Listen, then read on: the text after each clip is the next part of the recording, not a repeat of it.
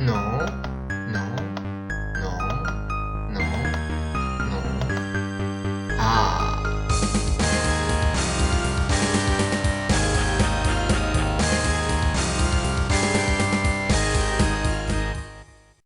Bonjour et bienvenue pour ce nouvel épisode de Science Diffuse. Il n'y a pas beaucoup de sagas cinématographiques qui soient suffisamment longues pour qu'on puisse disserter sur son évolution.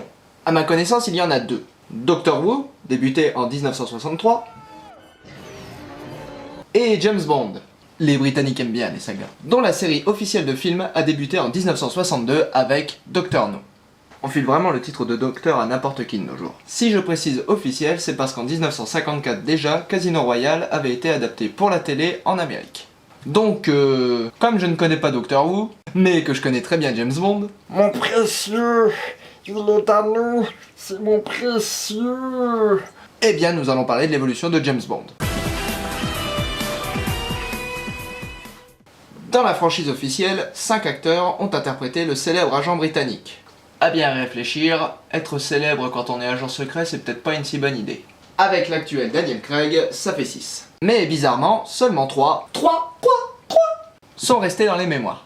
Sean Connery, le premier, le seul pour certains, qui a interprété Bond 6 fois officiellement, 7 si on compte Jamais plus jamais, Roger Moore qui a lui interprété Bond 7 fois, et Pierce Brosnan,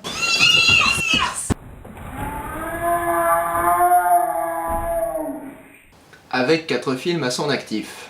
La question est du coup, mais qu'est-il arrivé aux deux autres? Suicide? Attentat? Attention! Non, sélection naturelle. Sélection naturelle, ça ne veut pas dire qu'ils sont tous morts, bien sûr. Ça veut simplement dire que l'évolution procède par essai-erreur. La sélection naturelle faisant office de videur. Tu passes, tu passes, tu passes. Où est-toi, toi? T'es qui? Je m'appelle Bond. James Bond. Ouais, tu passes. L'industrie du cinéma est pareille. Elle propose et le public dispose. Ce qui ne plaît pas au public part à la poubelle. Par contre, ce qui lui plaît, on le garde et on essaye de refaire pareil pour faire des films qui marchent. L'appui du public agit comme la sélection naturelle. Grâce à lui, des sagas naissent, vivent et font des petits. Tandis que d'autres s'éteignent et meurent lamentablement. Grâce à elle, des personnages vivent, alors même que les acteurs qui les jouent avaient juré qu'on ne les y reprendrait plus. Jamais plus. Les James Bond, c'est pareil. Il y a ceux qui ont marché et qui ont fait des tas de petits. Et puis, il y a les autres. 1 ou 2 films, c'est tout. Et pourtant, le cœur y était. Beaucoup de gens accusent l'époque Roger Moore d'avoir transformé le personnage en bête de cirque, en héros de dessin animé, faisant de James Bond une caricature de lui-même.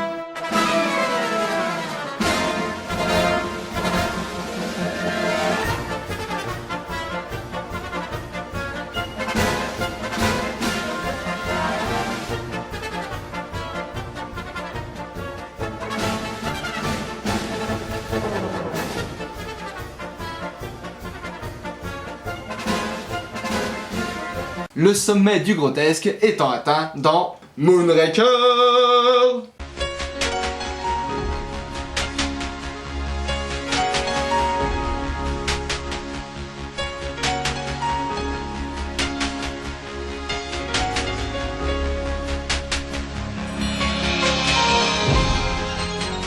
Mais cette époque a été plébiscitée par le public, qui en redemandait. Donc, sélection positive. A l'inverse, au service secret de Sa Majesté, le seul James Bond de George Lazenby, est certainement le film dont l'adaptation cinématographique est la plus fidèle au roman de base de Ian Fleming. De même, les 2 James Bond de Timothy Dalton renouent avec le personnage de Ian Fleming, à savoir un James Bond froid et détaché, Sexiste, misogyne et dinosaure. difficile de comprendre pourquoi ces films n'ont pas marché, alors même qu'ils s'inspiraient plus directement de l'œuvre originale. Mais le résultat est là, ils n'ont pas rencontré leur public.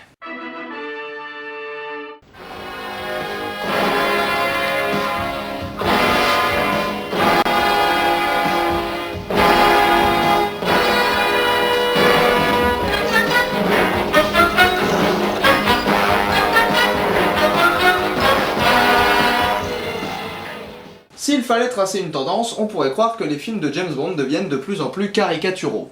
Allant d'un froid et sobre Dr No, passant par le fantasque Roger Moore, et arrivant au summum de la too muchitude, oui j'ai décidé que ce mot existait vraiment, dans Meurt un autre jour. Un gros laser de l'espace, un super château de glace, Madonna au générique, un duel super épique, du kitesurf sur un tsunami, et encore Madonna. Oh, attention un tsunami. Ce film est tellement abusé qu'ils n'ont même pas cherché un truc nouveau. Ils ont juste repompé l'idée du laser spatial, des diamants sont éternels.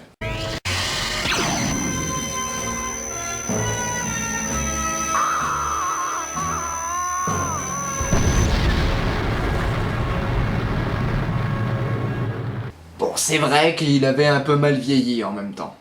Mais quand on regarde dans le détail, on se rend compte qu'en fait Lazenby et Dalton sont des tentatives spontanées du personnage d'essayer de sortir de cette tendance à la too muchitude. De revenir aux racines du personnage. A posteriori, on les perçoit comme des erreurs, car la sélection naturelle du public a opéré. Mais ce ne sont que des variations naturelles du personnage. James Bond évolue à tâtons. Il mute. Et régulièrement, des mutants font leur apparition, soit fantasque, soit plutôt sombre, et le public fait son choix, il fait sa sélection. Et ce qu'il y a de passionnant, c'est que l'un de ces dark mutants a réussi à trouver sa voie auprès du public, Daniel Craig. Pourtant, la sélection négative était très forte. Jamais un interprète de James Bond n'avait été autant décrié. Qu'est-ce que j'en ai à foutre? Mais heureusement, il tient bon. Plusieurs facteurs de sélection positive entrent en jeu là-dedans. Premièrement, un engouement tout récent pour les héros vulnérables, voire même carrément mélodramatiques. Les parallèles entre The Dark Knight et le dernier James Bond Skyfall ne s'arrêtent d'ailleurs pas aux seules névroses des deux héros, mais s'étendent aussi à leurs grands méchants qui ont toujours un coup d'avance et se ressemblent assez étrangement quand même. Deuxièmement, le changement était une condition nécessaire à la survie de James Bond. Oui, je m'explique. Depuis la chute du mur de Berlin en 1989, et celle du bloc communiste par la même occasion, 1989. La plupart d'entre vous n'étaient peut-être même pas nés. Merde, je me fais vieux en fait. James Bond était devenu, Une relique de la guerre froide. c'est ça oui, une relique de la guerre froide. L'environnement si propice à l'espionnage qu'était la guerre froide venait de disparaître, et James Bond ne parvenait pas à s'y adapter. Prenez l'époque Pierce Brosnan, c'est-à-dire les James Bond des années 90. Le fantôme de la guerre froide flotte constamment au-dessus de la tête de Bond. Impossible de s'en débarrasser. GoldenEye, le premier d'entre eux, débute pendant la guerre froide, et se déroule ensuite à Saint-Pétersbourg et à Cuba, où le spectre du communisme plane encore lourdement. Dans celui qui suit, Demain ne meurt jamais, le méchant tente de déclencher une guerre entre la Grande-Bretagne et la Chine, l'Est et l'Ouest, les communistes d'un côté, les libéraux de l'autre. 10 ans après la chute du mur, le monde ne suffit pas avait presque réussi à se débarrasser du spectre du communisme en le réduisant à quelques allusions. Les communistes ont passé 70 ans à piller les ressources de mon pays. Autrefois, c'était une planque du KGB. Mais cette belle tentative fut avortée dans l'œuf avec Meurt un autre jour. On croyait avoir fait le tour des pays communistes restants? Mais non! Un pays d'irréductibles communistes résistait encore et toujours au scénariste de James Bond, la Corée du Nord. Bref, James Bond ne parvenait pas à sortir de la guerre froide. Et face au nouvel ordre mondial, il semblait condamné à disparaître. Au profit d'espions un peu plus dans l'air du temps.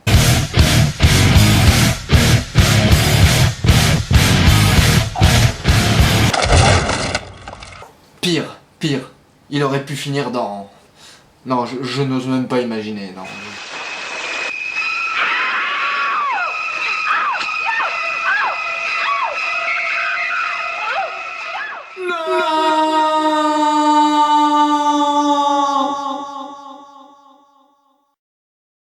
Et c'est alors qu'une mutation est survenue. L'ère Daniel Craig venait de commencer. Le James Bond nouveau était arrivé. Fini le James Bond qui ne comprend rien aux gadgets de Q. Et bonjour au téléphone portable et au 007 hacker. Fini les généraux communistes et bonjour les cyberterroristes de tout poil. C'est une nouvelle jeunesse pour 007. Tellement que la saga a repris depuis le début. Ainsi, si elles lui ont parfois été délétères par le passé, les mutations régulières du personnage de James Bond lui confèrent une très grande capacité d'adaptation. Et ces capacités d'adaptation lui ont permis de survivre à travers le XXe siècle et maintenant lui permettent d'entrer dans le XXIe siècle. Et il lui en a fallu des mutations pour survivre.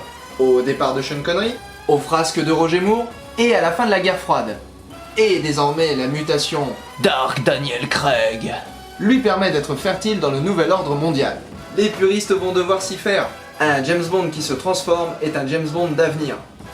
Tant que James Bond mutera, la saga pourra profiter de ce sang neuf pour s'adapter. Comme une opportunité qui peut être saisie, selon que le contexte la favorise ou pas. Même au cinéma, l'évolution est la clé de l'adaptation. Et cette évolution, ce n'est pas les créateurs de films qui la dirigent. C'est la sélection naturelle à travers les spectateurs, c'est-à-dire nous. À bon entendeur.